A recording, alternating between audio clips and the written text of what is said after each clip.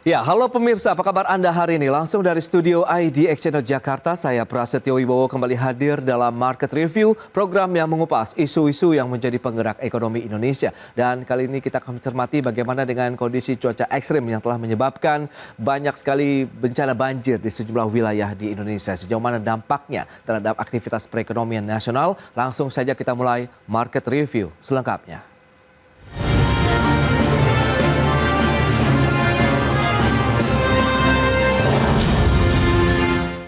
Ya, cuaca ekstrim berupa hujan lebat telah menyebabkan bencana hidrometeorologi di sejumlah wilayah Indonesia dalam beberapa pekan terakhir. Bahkan BMKG memprediksikan cuaca ekstrim masih akan terjadi hingga sepekan ke depan.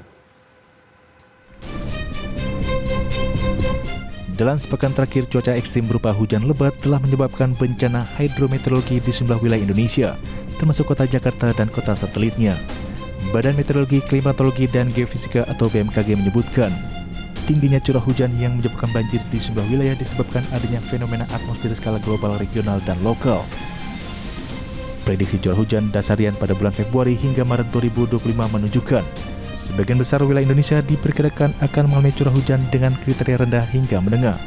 Namun terdapat beberapa wilayah yang diprediksi akan masuk ke kategori curah hujan tinggi hingga sangat tinggi. Terdapat beberapa fenomena atmosfer dari skala global, regional maupun lokal yang mempengaruhi tingginya curah hujan, terutama di wilayah Jawa bagian barat di beberapa hari terakhir ini, Mas.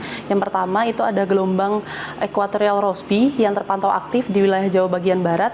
Memang dengan aktifnya gelombang ini, potensi peningkatan pertumbuhan awan hujan, terutama di wilayah Jawa bagian barat itu menjadi semakin tinggi. BMKG juga telah secara aktif memberikan informasi cuaca terkini.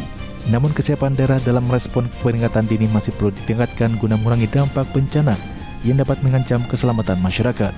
Untuk itu BMKG menegaskan pentingnya respon cepat dari pemerintah daerah dalam menindaklanjuti peringatan dini cuaca ekstrim yang telah dikeluarkan dalam beberapa hari terakhir. Sementara itu, cuaca ekstrim diprediksi akan menjadi salah satu tantangan terbesar terhadap pertumbuhan ekonomi global di tahun 2025. Analis World Economic Forum dalam laporan WEF Global Risk Report 2025 yang baru dirilis menyebutkan, cuaca ekstrim menempati peringkat kedua sebagai kekhawatiran terbesar perekonomian dunia pada tahun ini. Bahkan sejumlah peristiwa cuaca ekstrim akibat perubahan iklim dikhawatirkan memiliki dampak sekitar 14% terhadap perekonomian global. Dari Jakarta, Raniston Sanjaya, Tim Liputan, IDX. Ya, pemirsa, untuk membahas tema kita kali ini, waspadai dampak cuaca ekstrim saat Ramadan, kita sudah tersambung melalui Zoom bersama dengan Bapak Nirwono Yoga, pengamat perkotaan Universitas Trisakti. Ya, halo Mas Nirwono, apa kabar? Baik, apa kabar Mas Pras? Sehat selalu? Kabar baik, sehat selalu. Ya. Terima kasih atas waktu yang disempatkan. Sudah bergabung juga ada Pak Ahmad Nur Hidayat, ekonom dan juga pakar kebijakan publik dari UPN Veteran Jakarta. Halo Pak Ahmad, apa kabar? Halo, baik. Assalamualaikum. Waalaikumsalam. Apa kabar Mas Ahmad? Sehat? Baik, masih sehat. Baik. Terima kasih atas waktu yang disempatkan, dan sebelum membahas lebih jauh, Mas Nirwono, pekan ini kita tahu banjir besar melanda sejumlah wilayah di Indonesia, terutama di wilayah kota Jakarta juga begitu. Lantas sebenarnya apa yang tengah terjadi dari kondisi cuaca saat ini? Kemudian bagaimana Anda melihat bencana banjir yang terjadi di sejumlah wilayah saat ini? Ya, kemarin dari pantauan di lapangan ya ada 3 catatan saya yang perlu dijadikan headline ya. Intinya pertama adalah bahwa kemarin memang secara curah hujan cukup ekstrim ya, sampai dengan tercatat di BMKG itu kan 232 mm per hari. Nah, kalau kita bicara hujan ekstrim itu ada di atas 150 mm per hari, Mas Pras. Jadi bisa dikatakan memang curah hujannya ekstrim ya. Tetapi yang perlu kita pantau adalah kemarin ini yang hujan lebatnya justru ada di daerah puncak Bogor, artinya daerah hulu atas ya. Sementara semakin ke bawah termasuk ke arah Jakarta, curah hujannya sebenarnya turun. Nah, ini yang kemudian berdampaknya terhadap yang kita biasa sebut banjir kiriman. Dengan curah hujan yang tinggi, maka bisa dipastikan air yang akan mengalir ke Jakarta melalui sungai-sungai itu yang perlu diwaspadai. Dan itu terbukti terutama kemarin di Sungai Ciliwung dan Sungai Pesanggerahan yang paling terdampak parah pemukiman maupun kawasan tempat selain pemukiman ya, kawasan komersial maupun perdagangan, tetapi berada dekat atau tidak jauh dari Sungai Ciliwung maupun Sungai Pesanggerahan, itulah yang paling terdampak parah.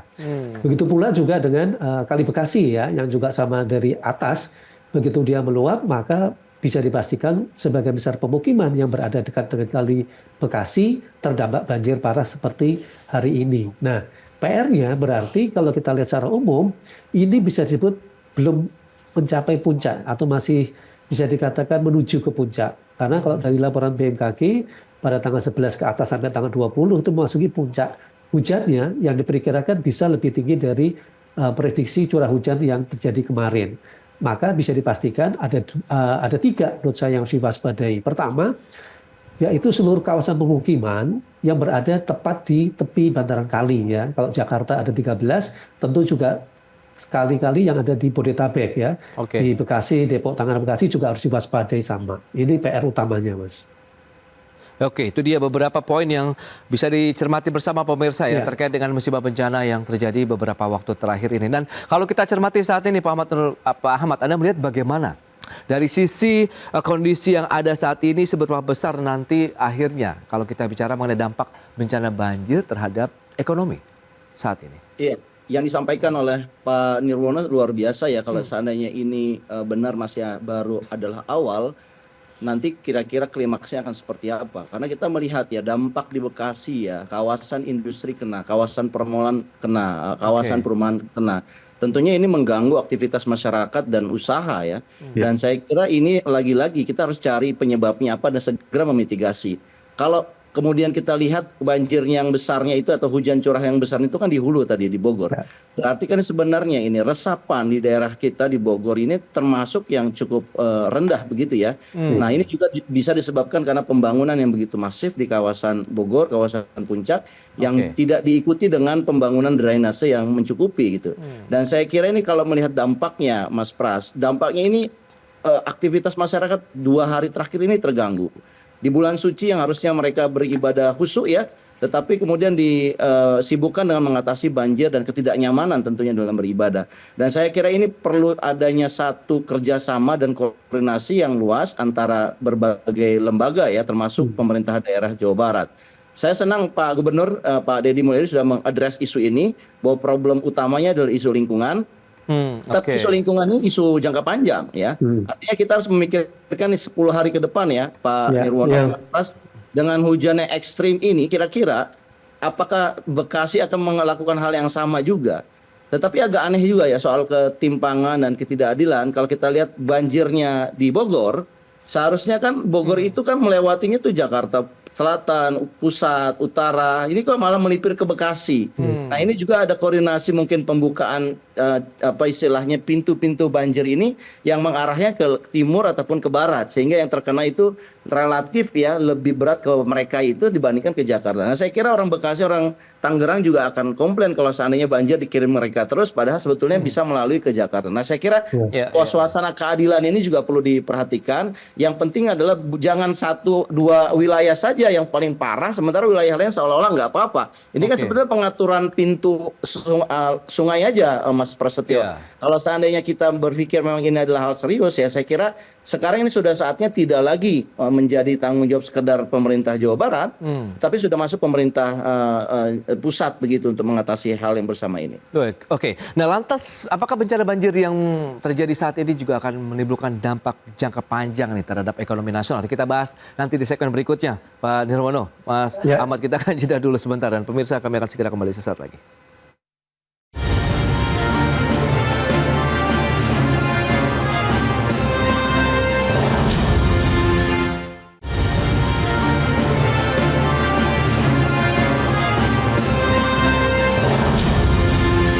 Ya, Anda masih menyaksikan Market Review. Pemirsa, berikut ini kembali kami sampaikan data untuk Anda terkait dengan prediksi cuaca dari BMKG. Kita lihat rentangnya seperti apa sih potensi bencana banjir yang terjadi di Indonesia terkait dengan kondisi cuaca ekstrim begitu ya. Ya, seperti yang bisa Anda saksikan di layar televisi Anda. Periode 4 sampai dengan 6 Maret 2025, cuaca didominasi berawan hingga hujan ringan. Waspadai adanya peningkatan hujan dengan intensitas sedang hingga sangat lebat, disertai dengan kilat atau petir dan angin kencang. Ini periode 4 sampai dengan 6 Maret 2025. Sementara untuk tanggal 7 sampai dengan 10 Maret 2025, masih sama, cuaca didominasi berawan hingga hujan ringan. Waspadai lagi potensi peningkatan hujan dengan intensitas sedang hingga ekstrim. disertai kilat petir dan angin kencang. Jadi memang beberapa pekan ke depan begitu nampaknya akan semakin tinggi nampaknya curah hujan begitu yang berpotensi terjadi di sejumlah wilayah Indonesia. Berikutnya himbauan masyarakat untuk mewaspadai cuaca ekstrim. Yang pertama adalah waspada potensi hujan lebat yang disertai petir, kemudian jalan licin yang berpotensi membahayakan keselamatan, siap siaga menghadapi potensi bencana hidrometeorologi seperti banjir, banjir bandang, tanah longsor yang dapat terjadi kapan saja. Memantau informasi cuaca terkini melalui kanal resmi dari BMKG. Baik, kita lanjutkan kembali perbincangan bersama dengan Bapak Ahmad Nur Hidayat, ekonom dan pakar kebijakan publik dari UPN Veteran Jakarta, kemudian Mas Nirwono Yoga, pengamat perkotaan dari Universitas Trisakti. Baik, nah Pak Ahmad, kalau kita sempat tertunda, ini bicara mengenai dampak banjir begitu yang tadi Anda sampaikan juga mengenangi kawasan industri, bahkan mal kemarin kita lihat juga sudah mulai diterjang banjir begitu kawasan pemukiman masyarakat begitu. Lantas sejauh mana ini akan memberikan dampak jangka panjang terhadap perekonomian nasional? Ya, tentunya kawasan industri punya dampak ya mengenai supply chain kita, dan kita ingat juga bahwa pelaku usaha di periode 2025 ini kan mengalami deflasi ya. Terasa sekali daya belinya, dan dengan ada suasana banjir ini bisa jadi mereka lebih suffering lagi, Mas Prasetyo. Tapi saya ingin menekankan bahwa yang paling dampaknya terasa di jangka pendek adalah sektor retail. Ya, kita lihat mall misalkan dia berjualan dengan retail, ya ada pedagang di sana. Mereka pasti terganggu, bahkan kalau kita lihat banjirnya kena mall itu langsung tuh mereka mengalami kerugian yang nyata. Belum lagi pengunjung juga akan menunda aktivitas belanja mereka karena mereka tahu ini adalah banjir ya, lebih baik mereka menahan daya beli. Dan saya kira kalau penurunan daya beli ini terjadi di secara keseluruhan selama bulan Ramadan, ini akan merugikan ekonomi kita selama beberapa bulan ke depan ya. Jadi tahun 2025 ini bisa saja kita masih di bawah lagi dari prediksi sekitar 5% pertumbuhan kita. Dan ini satu catatan ya, biasanya pemerintah menjadikan bulan Ramadan dan juga Idul Fitri sebagai tempat atau bulan untuk memboosting pertumbuhan ekonomi. Dan pelaku usaha juga mengenerate-nya di situ. Tapi kalau melihat suasana hujannya, apalagi ini agak cukup berkepanjangan ya, sampai kira-kira 20 hari ke depan hujan ekstrim ini akan terus turun.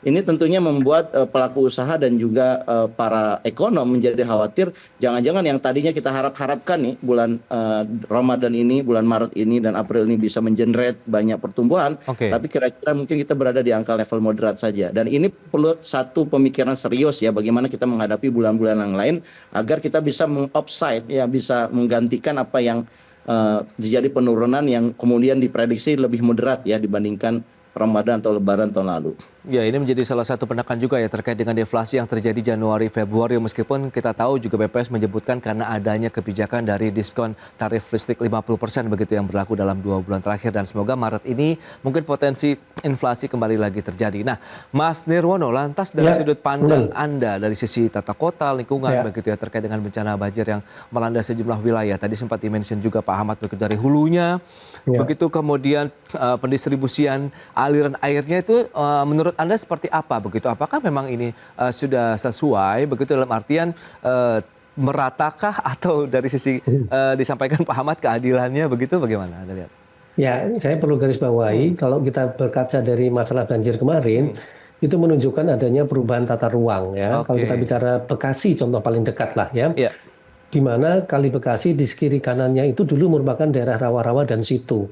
Begitu sekarang berubah menjadi pemukiman, maka tidak heran kawasan seperti kemarin Jati AC, kemudian Pondok Gede Permai misalnya ya, Taman Galaksi ya dan sekitarnya, bahkan ada juga ada mall terdampak parah banjirnya. Jadi PR utamanya adalah bagaimana kita membenahi tata ruang. Di samping tadi Mas Ahmad udah cerita yang di puncak ya banyak villa-villa tumbuh juga, ini juga salah satu yang mengurangi daya serap daerah kawasan konservasi. Nah, yang tidak kalah penting tentu juga pemukiman yang dekat terdampak banjir kemarin di bantaran kali. Ya, contoh paling mudah waktu kita kemarin ke lapangan itu ke Kebun Pala. Ya, di Kebun Pala itu posisi pemukimannya itu tidak hanya di pinggiran bantaran kali, bahkan ada yang di dasar sungai.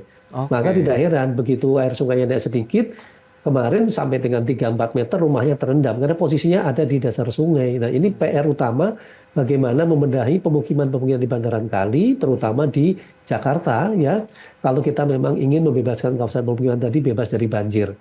Intinya berani untuk menata ulang kawasan-kawasan yang terdampak banjir tadi, Mas Pras. Oke, tapi kan kalau kita bicara mengenai penataan ulang satu kawasan, begitu apalagi kota Jakarta yang cukup padat, ini kan tricky sekali begitu, cukup sensitif ya, Mas Nirwono. Lantas bagaimana tata kota, saluran drainase juga menjadi salah satu pemicu juga begitu kan? Ya, maka untuk kawasan Jakarta, termasuk juga Jabodetabek itu tipikal. Ada 3 jenis banjir yang penanganannya juga berbeda-beda. Satu, kalau kita bicara banjir kiriman, seperti kemarin tipikalnya, yaitu air dari puncak atau dari hulu, kemudian ngalir ke bawah, ya, yang otomatis akan terdampak terutama pemukiman yang berada tidak jauh dari sungai. Ini banjir kiriman. Yang terjadi hampir sebagian besar adalah banjir kiriman. Kedua, yaitu banjir lokal. Banjir lokal itu apa? Pada saat di puncak tidak terlalu hujan deras, ya, tetapi di Jakarta khususnya itu terjadi hujan lebat. Nah, ini diakibatkan tadi memang saluran drainase kita yang masih buruk. Jakarta itu hanya 33% yang berfungsi, artinya masih banyak PR. Nah, ketiga, yaitu banjir rob. Nah, banjir rob ini yang terutama terdampak, terutama saat bulan purnama, yaitu pemukiman di pesisir utara.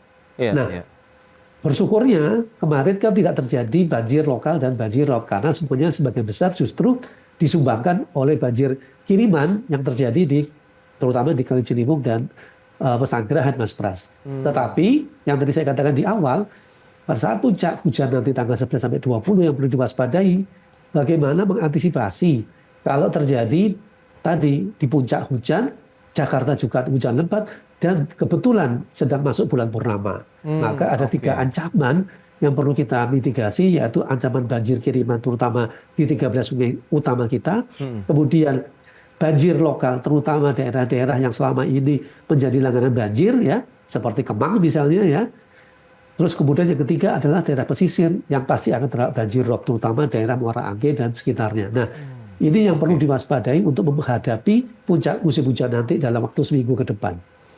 Oke, berarti itu ya beberapa potensi yang mungkin perlu diwaspadai juga, dan semoga tidak ada dalam posisi yang bersamaan begitu ya. Ada banjir rob begitu saat bulan purnama, kemudian tadi banjir lokal begitu ya. Nah, kalau kita lihat potensi kerugian ini Pak Ahmad yang dialami dunia usaha, kalau Anda katakan tadi menjadi salah satunya adalah sektor retail. Kemudian dengan adanya bencana banjir ini sih kira-kira begitu berapa besar tingkat kerugian yang mungkin akan dialami, meskipun Anda katakan jangka pendek juga yang perlu dicermati, mengingat tadi potensi dari cuaca ekstrim masih akan terjadi lagi nih beberapa pekan ke depan. Kalau kita estimasikan ya berdasarkan simulasi, misalkan berapa yang terdampak itu kira-kira 32.000 penduduk, itu kira-kira kalau kita menghitung Bekasi, kemudian ada beberapa Jakarta, terutama Selatan juga Bogor, itu bisa 2 triliun rupiah, Mas, bencana itu terjadi ya, dan ini bisa berpotensi meningkat sampai 10 triliun. Dan kira juga ada persoalan infrastruktur yang kita perlu benahi ya, di mana infrastruktur jalan biasanya setelah banjir ini rusak. Nah, itu juga akan menambah beban. Kita belum hitung itu untuk infrastrukturnya. Dan saya kira kalau kita lihat juga ada beberapa masyarakat juga yang mencoba berinisiatif ya, mengubah struktur atau infrastruktur di publik ya. Ada yang mencoba menjebol tanggul atau batas perumahan begitu. Dan saya kira ini satu simptom masyarakat tuh merasa kok nggak adil ya. Ada satu kawasan yang tenggelam banjir ya begitu sampai 2-3 meter. Tapi ada kawasan yang nggak banjir karena ada tanggul yang meliputi ya. Setidaknya itu viral di sosial media. Dan masyarakat berinisiatif untuk menjebol itu. Dan saya kira ini perlu diantisipasi, Mas. Perlu diwaspadai. Jangan sampai ada satu perasaan ketidakadilan ya. Ada satu kawasan tapi yang tidak terlalu banjir karena drainasenya bagus, mereka juga punya sistem tanggul yang bagus, dan pada akhirnya nanti masyarakat yang berinisiatif tadi, dan ini saya kira menambah kerugian buat infrastruktur juga.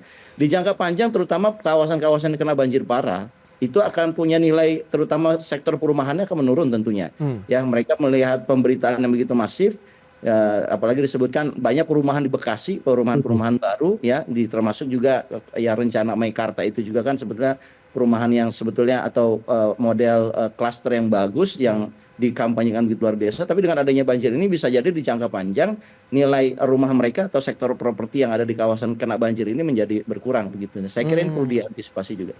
Baik, langkah strategis yang perlu dilakukan begitu untuk menyikapi kondisi ini sambil menjaga bahwa tadi tata kota, tata letak dan lain-lain juga yang masih perlu dibenahi meskipun jangka panjang, kita bahas nanti di segmen berikutnya. Mas Nirwono, Pak Ahmad, kita akan jeda lagi sebentar, dan pemirsa kami akan segera kembali usai pariwara berikut ini.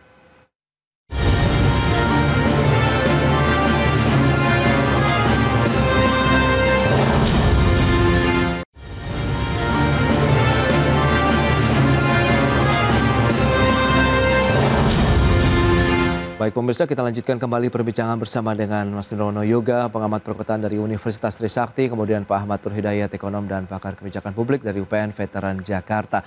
Ya, menyikapi kondisi yang ada, langkah strategis yang perlu mungkin segera dilakukan untuk saling bahu-membahu, integrasi yang kuat pemerintah pusat, daerah begitu untuk bisa mengatasi dampak dari bencana banjir ini. Kalau dari Mas Nirwono di bagian yang mananya? Mengingatkan itu tidak butuh dalam artian membutuhkan waktu yang lebih panjang begitu kalau kita bicara mengenai infrastruktur. Ya, ini saya bagi menjadi 3 juga. Yang pertama, tentu kalau kita lihat sekarang ini jangka pendek terutama ya, penyediaan tempat pengungsian tentu penting ya, karena kita menghadapi puncak musim hujan nanti itu harus siap tempat pengungsian dengan baik. Kemudian upaya mitigasi bencana seperti kemarin modifikasi cuaca dan rekayasa cuaca ini cukup mengurangi hujan hari ini kan ya, tetapi ini tidak membebaskan kawasan tadi banjir ya. Maka PR yang kedua adalah kepala daerah. Ini kan mumpung kepala daerahnya baru semua, baru dilantik lagi kemarin kan.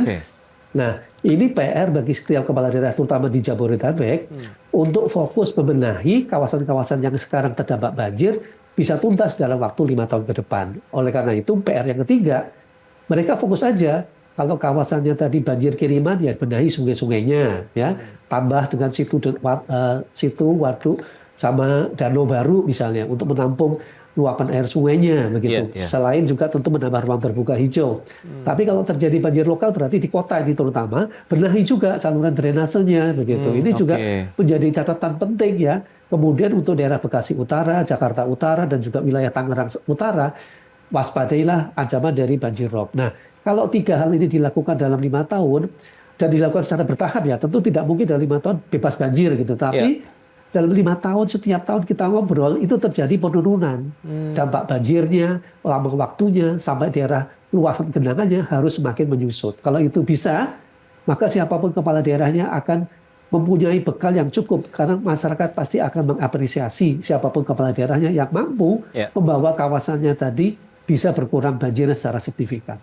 Baik, nah di momentum Ramadan seperti yang Pak Ahmad katakan, di mana tingkat konsumsi masyarakat dari tahun ke tahun kan biasanya mengalami peningkatan begitu, dan ini menjadi salah satu tantangan tersendiri dengan adanya musibah banjir yang terjadi di saat Ramadan. Lantas apa yang perlu dilakukan? Inovasi baru ataukah pemerintah harus segera menyalurkan bantuan-bantuan lain kah, atau insentif yang diberikan terhadap dunia usaha justru yang kalau kita lihat yang terdampak begitu dengan bencana banjir ini? Ya, saya kira pertama kita menangani dulu masalah daruratnya nih ya. Apakah fungsi ini butuh bantuan, terutama makanan, minuman, air bersih, obat-obatan. Saya kira itu harus kita lebih dulu. Yang kedua, saya kira pengusaha ini atau sektor usaha ya perlu diberikan satu stimulus biar mereka bisa mengantisipasi ataupun setidaknya tidak menambah kerugian yang dalam gitu ya kepada usaha mereka. Tentunya mereka kalau menderita kerugian yang demikian masif ya, mereka akan setidaknya lebih banyak nanti efisiensi dan akhirnya mengurangi karyawan, dan itu bisa terjadi PHK. Karena saya kira stimulus ini bisa untuk menghentikan dampak PHK yang terjadi karena neraca keuangan dari badan usaha dunia usaha kita yang tidak begitu baik begitu.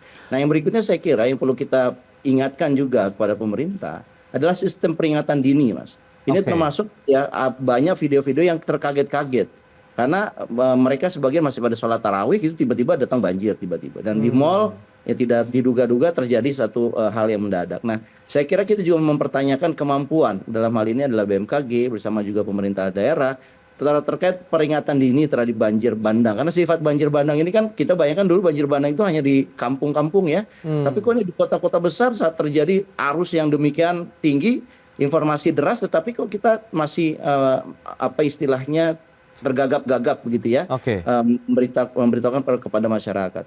Dan saya kira saya harus ingatkan juga bahwa di jangka panjang kita perlu yang namanya ruang terbuka hijau yang lebih baik ya, konservasi hutan. Ya, saya kira di kawasan Bogor inilah perlu kerjasama lah, ke kawasan Bogor, kawasan Puncak yang sudah banjir ya tanda kutip ya dengan villa-villa, perbelanjaan, makanan, restoran, ini perlu diantisipasi, disiapkan satu infrastruktur yang sifatnya anti banjir, entah itu dibuat danau buatan yang besar ataupun drainase yang bagus. Saya kira itu yang bisa kita harapkan. Ya, ini dia menjadi permasalahan bersama yang harus segera dituntaskan. Mengingat memang pertumbuhan suatu wilayah ya pasti memang ada pembangunan infrastruktur, perluasan wilayah pemukiman dan lain-lain. Tapi tetap harus menjaga bagaimana kondisi lingkungan begitu ya, Iya. Mas Nirwono. Iya, begitu betul, ya, Pak Ahmad, ya. betul sekali. Sehingga benar-benar nanti untuk mengantisipasi jadinya tidak lagi catchment area begitu yang harus mengecil Betul. wilayahnya begitu Betul. daerah tangkapan hujan di Indonesia. Baik, terima kasih Ya. Pak Ahmad Nur Hidayat atas waktu, informasi analisis yang disampaikan. Kemudian Mas Nirwono Yoga, terima kasih juga Ya. atas update yang diberikan Terima kasih kepada pemirsa pada hari ini. Selamat melanjutkan aktivitas Anda kembali. Salam sehat, sampai berjumpa kembali. Terima kasih. Ya. Selesai. Ya pemirsa, jangan beranjak dari tempat Anda karena sesaat lagi kami masih akan kembali dengan tema menarik lainnya terkait dengan menjaga tren positif PMI Indonesia di tengah tantangan global.